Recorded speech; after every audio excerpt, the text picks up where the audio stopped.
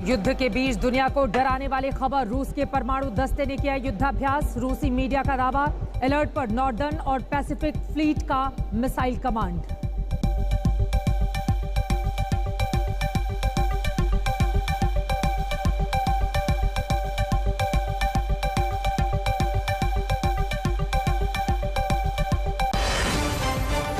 परमाणु हमले के खतरे के बीच यूरोपियन यूनियन का बड़ा दावा, बेलारूस में पुतिन तैनात कर सकते हैं एटमी हथियार।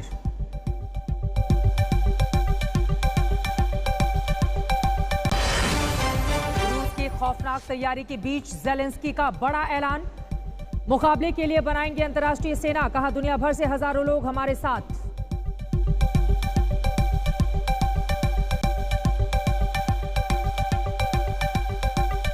आप देख रहे हैं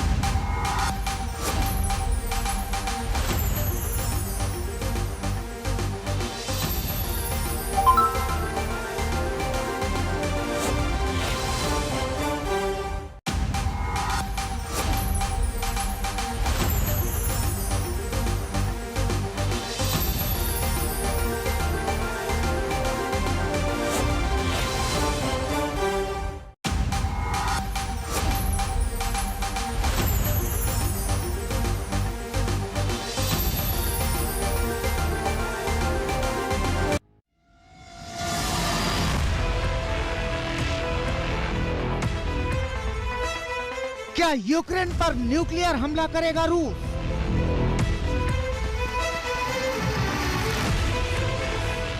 क्या पुतिन ने परमाणु वार करने की ठान ली है? क्या परमाणु वाली तबाही मचाएंगे पुतिन?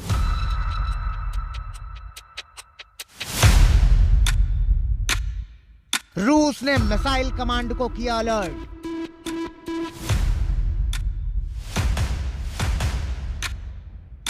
नॉर्दर्न और पैसिफिक दस्ते को रूस ने किया तैयार।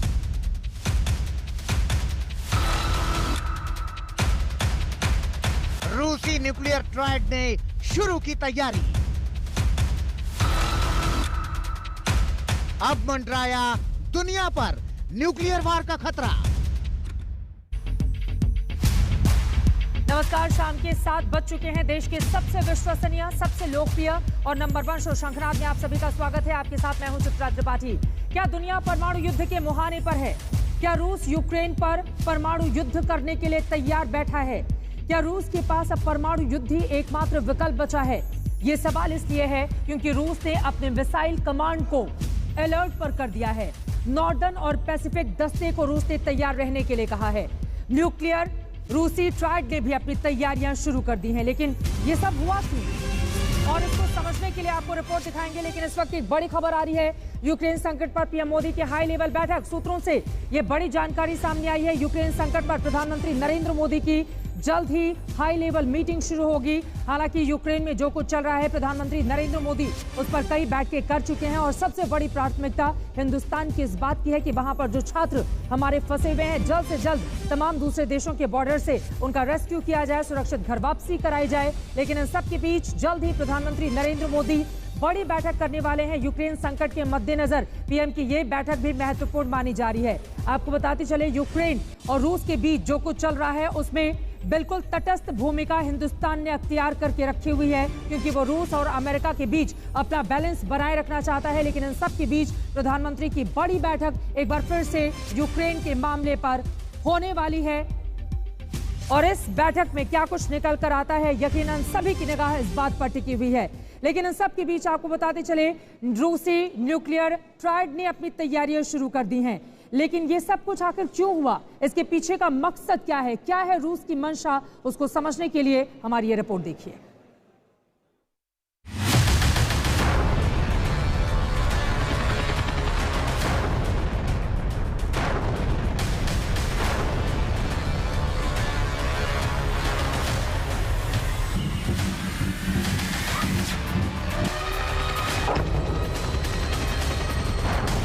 शहर शहर बमबारी के बीच रूस और यूक्रेन बातचीत की टेबल तक तो आए हैं, लेकिन इस पहल से भी युद्ध का जारी संकट टला नहीं है। और इस संकट की सबसे बड़ी वजह है रूसी राष्ट्रपति पुतिन का वो बयान जो दुनिया को तीसरे विश्व युद्ध की ओर ले जाने के संकेत दे रहा है। यूक्रेन से लड़ाई के बीच पुतिन ने ऐसा बयान दिया है कि दुनिया भर के शक्तिशाली नेताओं के माथे पर बल पड़ गया है। दुनिया भर के सुपर पावर रूसी राष्ट्रपति के अगले रुख को लेकर चिंतित हैं। हर देश को यह डर सता रहा है कि अगर यूक्रेन के बहाने रूस को घेरने की कोशिश की गई तो क्या रूसी राष्ट्रपति पुतिन परमाणु बम के इस्तेमाल का आदेश दे सकते हैं। क्योंकि रविवार को दिए गए अपने बयान में पुतिन ने कहा है कि नाटो देशों के टॉप अफसर हमारे देश के खिलाफ आक्रामक बयानबाजी कर रहे हैं। ऐसी सूरत में मुझे रक्षा मंत्री और चीफ ऑफ जनरल स्टाफ को न्यूक्लियर डेटरेंट फोर्स को हाई कॉम्बैट अलर्ट पर रखने का ऑर्डर देना पड़ा है। यानी पुतिन ने साफ संकेत दे दिए हैं कि युद्ध आगे बढ़ा तो बात और बिगड़ सकती है। यूक्रेन में छिड़ी लड़ाई परमाणु युद्ध तक पहुंच सकती है। यही वजह है कि दुनिया भर के देश रूस पर कड़ी कार्रवाई की बात कर रहे हैं। बेकाबू हो रहे रूस पर ब्रेक लगाने की मांग कर रहे हैं। First time in decades, it has called for an emergency special session in the General Assembly. The council members who supported this resolution recognize that this is no ordinary moment. We need to take extraordinary actions to meet this threat to our international system and do everything we can to help Ukraine and its people. But Russia cannot stop the world from coming together to condemn its invasion of Ukraine.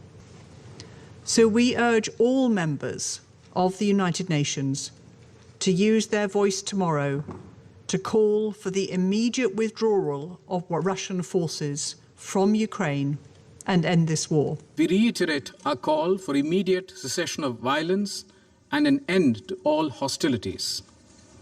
There is no other choice but to return back to the path of diplomacy and dialogue.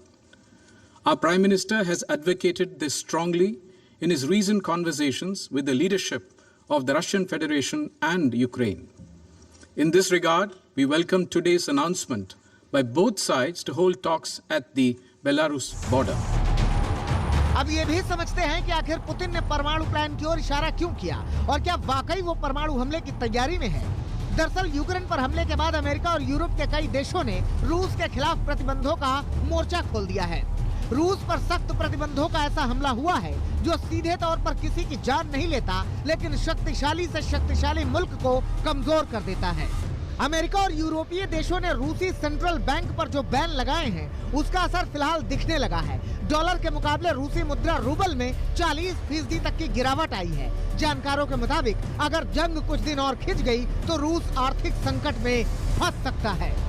Ukraine इसी आधार पर रूस के आम लोगों से appeal कर रहा है कि उनके देश को ही नुकसान पहुंचाने वाले मिशन से रूसी सेना को पीछे हटाया जाए। रूसी जनता की ओर से राष्ट्रपति पुतिन पर दबाव बनाया जाए। Развернулась настоящая народная война. Каждый берет в руки оружие и защищает свою страну. Путин втянул вас в войну, а расплачиваетесь за нее вы. Весь мир объединился, чтобы поддержать Украину, чтобы остановить Путина. Против России применены беспрецедентные в истории санкции. Страдаете вы. У Путина деньги не закончатся, у него все будет хорошо. А курс रुपया в обменнике улетел в пропасть. रूस को भी युद्ध के नफे नुकसान का अंदाजा है। यही वजह है कि वो एक और जंग वाली ललकार कर रहा है और दूसरी ओर बातचीत का माहौल तैयार कर रहा है। रूस की कोशिश बस यही है कि यूक्रेन पर दबाव बनाकर अपने पक्ष की सरकार बनाई जाए। जो रशिया है उसके सामने ये रणनीति है कि किस प्रकार से यूक्रेन पर कब्जा किया जाए और वहाँ पर अपना सरकार स्थापित किया जाए। अपना सरकार से मतलब है कि वो रशिया समर्थक राष्ट्रपति चाहते हैं और उनको पता है कि जो वहाँ की पॉपुलेशन है वो अगर रशिया के फेवर में नहीं होगी तो बड़ा मुश्किल हो जाएगा उनको वहाँ पर कंटिन्यू करना। तो वो जो कोलैटरल डैमेज है उसको कम करने के प्रयास में अपनी बहुत ही नपीतुली रणनीति का पालना कर रहे हैं। लेकिन यूक्रेन को कठपुतली समझने वाली रणनीति अब रूस के लिए इतनी आसान नहीं रह गई है। दुनिया के कई देश यूक्रेन की मदद को आगे आ रहे हैं। एक दो नहीं बल्कि दुनिया के 28 देशों ने यूक्रेन को मदद करने का वादा किया है। यूक्रेन पर हमले के बाद से ही रूस के तेवर सख्त हैं और वो हर चेतावनी दरकिनार कर रहा है और रूस का यही रवैया यूक्रेन से युद्ध के बीच दुनिया पर खतरे को और बढ़ा रहा है। राजेश पवार के साथ गौरव सावंत, कीव, यूक्रेन, आज तक। तमाम तरह के खतरों के अंदेशे के बीच आपको बताते चले, सबसे बड़ा सवाल यही है कि क्या रूस यूक्रेन के ऊपर परमाणु हमला करेगा। इस वक्त एक बड़ी खबर आ रही है, सीधे उसका हम रुख करेंगे। आपको बताते चले कि लगातार रूस अपनी आक्रामकता बढ़ाता हुआ चला जा रहा है। आज तक से बोले पुतिन की पार्टी के नेता, यानी कि रूस में जो सत्ताधारी पार्टी है उसके नेता ने आज तक से कहा है जेलेंस्की कीव छोड़कर भाग गए हैं, यानी कि यूक्रेन के जो प्रेसिडेंट हैं उन्होंने राजधानी कीव छोड़ दिया है। अभय सिंह उनकी पार्टी के नेता हैं, उनकी ओर से यह दावा किया जा रहा है। पुराने वीडियो दिखा रहा है यूक्रेन, जेलेंस्की के रिकॉर्डेड वीडियोस दिखाए जा रहे हैं, जबकि जेलेंस्की इस वक्त कीव में मौजूद नहीं है।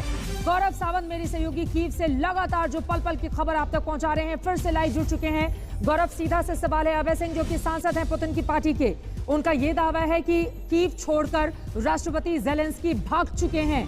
उनके दावे में कितना दम है? कीव में इस वक्त आपकी मौजूदगी है, आसपास की तस्वीरें भी क्या बता रही हैं? गौरव,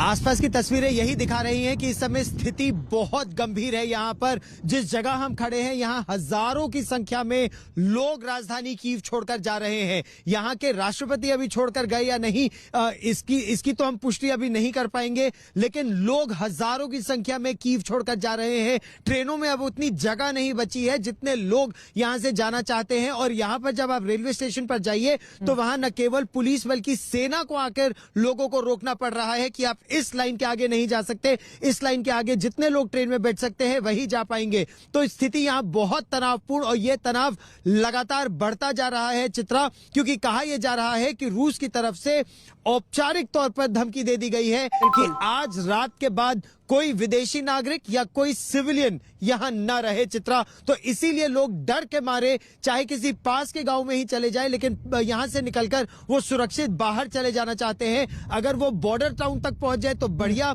अगर क्रॉस कर पाए तो बेहतर, लेकिन जान बचाने के लिए लोग अब कीव से निकल रहे हैं। जान बचाने के लिए लोग कीव से निकल रहे हैं। तो वहीं बड़ी जानकारी ये भी है, जैसा कि गौरव लगातार आप तक पहुंचा रहे थे, कि यूक्रेन में एक बड़ी आबादी ऐसी भी है जिसने हथियार थाम लिया है और वो रूस से हर तरह के मुकाबले के लिए तैयार है। लेकिन इन सब के बीच पुतिन की पार्टी के नेता की ओर से आज तक पर जो दावा किया गया है, उनका ये कहना है कि राजधानी कीव छोड़कर जेलेंस्की यूक्रेन के राष्ट्रपति भाग चुके हैं। और क्या कुछ कहा गया है उनकी ओर से, सुनिए। देखिए, जेलेंस्की अभी भी टेबल मीटिंग चल रही है हमारी, अभी मिन्स्क में नहीं, बेलारूस के गोमल शहर में अभी मीटिंग चल रही है ऑलरेडी पैरेलल। अगर मीटिंग में कोई रास्ता निकलता है, और मीटिंग मेरे ख्याल से एक नहीं होगा, स्टेप बाय स्टेप, अलग अलग स्टेप में कई मीटिंगें होगी, ये तो सबसे अच्छा रास्ता है। उसमें जेलेंस्की के पास अभी समय है मीटिंग करने का और बातचीत से हल करने का। और अगर हल नहीं निकलता है तो 2 दिन पहले हमारे स्पीकर साहब का रशियन मास मीडिया के हिसाब से इंफॉर्मेशन आया था कि जेलेंस्की तो ऑलरेडी छोड़ के चले गए हैं वहां से। और जो वीडियो अभी वो आ रहा है टीवी पे, ये सब पुराना रिकॉर्डेड वीडियो है, उसमें डेट चेंज करके वो लोग डाल रहे हैं। और देखते हैं आगे क्या होगा, समय बताएगा। अभय सिंह को आप सुन रहे थे, उनका ये कहना है देखते हैं आगे क्या होगा, ये तो समय बताएगा। लेकिन बार बार रूस की ओर से दावा किया जा रहा है कि कीव जो यूक्रेन की राजधानी है उसको राष्ट्रपति जेलेंस्की ने छोड़ दिया है, जबकि वहीं दूसरी तरफ यूक्रेन की फौजें लगातार डटी हुई हैं अपनी राजधानी को बचाने के लिए। गौरव सावंत हमारे साथ यूक्रेन की राजधानी कीव से पल पल की जानकारी आप तक पहुंचा रहे हैं। सबके बीच गौरव, बड़ी खबर यह भी सामने आई है कि 36 देशों के लिए अपने हवाई मार्ग को बंद कर दिया है रूस ने, और ये कहा है कि आज की रात निर्णय की रात होने वाली है। इसका क्या मतलब समझा जाए? ये बहुत बड़ा बयान है, ये बहुत डरावना बयान है, और ये बयान दर्शाता है कि लोगों के मन में जो भय है उसकी एक वजह है। लोगों के मन में भय इसलिए है क्योंकि कहा यह जा रहा है कि रूस ने यहां पर सिविलियंस को चेतावनी दे दी है कि आज के बाद कीव शहर में कोई नॉन कॉम्बैटेंट या कोई सिविलियन नहीं होना चाहिए। जितनी जल्दी हो सके वो यहां से निकल जाएं। आज एक बड़े ऑफेंसिव का अंदेशा था, हालांकि ये अंदेशा कल भी था, लेकिन कल इस तरह की खबरें भी आई थी क्योंकि सिविलियंस यहां बहुत ज्यादा है। यहां 2 दिन से कर्फ्यू था, लोग निकल नहीं पा रहे हैं, इसीलिए आज पूरा दिन उनको दिया जा रहा है कि वो निकल जाए। अभी यहां शाम के 3:30 के आसपास है और अभी भी कुछ घंटे बचे हैं लोगों के लिए निकल पाने में, लेकिन इतनी जल्दी लोग पहुंच नहीं पा रहे हैं क्योंकि यहां बसों की कमी है, मेट्रो चल नहीं रहा है, टैक्सियां कम है, कई किलोमीटर लोग पैदल चल चल के आ रहे हैं। यहां की तरफ से लोग अपील ये कर रहे हैं कि उनको और समय दिया जाए ताकि वो राजधानी कीव से निकलकर चाहे आस पड़ोस के इलाकों में ही चले जाए, बॉर्डर एरियाज तक पश्चिम में चले जाएं, उसके बाद अगर कोई मिलिट्री ऑपरेशन हो। लेकिन देखना अब यह है कि इन टॉक्स के बाद जो अभी बेलारूस और यूक्रेन की सीमा पर हो रही है, अगर इसमें तनाव को कुछ पायदान नीचे लाने में सफलता नहीं मिलती तो जिन मिसाइल अटैक्स का अंदेशा कल था, जिन रॉकेट अटैक्स का अंदेशा कल था, क्योंकि जो जमीनी हमला है, जो आर्मर असॉल्ट है वो या इन्फेंट्री कॉम्बैट व्हीकल्स है, वो उसके बाद ही आएंगी। तोपखाना पहले, मिसाइलें पहले, रॉकेट पहले, एयर अटैक्स पहले। तो एक राउंड एयर अटैक्स का हो चुका है, मिसाइल का हो चुका है, अब आगे क्या होगा ये आज शाम के बाद स्थिति और साफ होगी। सत्ता परिवर्तन करना चाहता है यूक्रेन के भीतर रूस, इसी वजह से सब कुछ तबाह करने पर वो आमादा है। और इस वक्त एक बड़ी खबर आ रही है, सीधे उसका रुख करते हुए फौरन गौरव के पास चलेंगे। यूक्रेन से बातचीत के बीच रूस से ये सबसे बड़ी खबर है। आपको बता दें, रूस का न्यूक्लियर दस्ता अलर्ट ड्यूटी पर रखा गया है और यकीनन इसके जरिए एक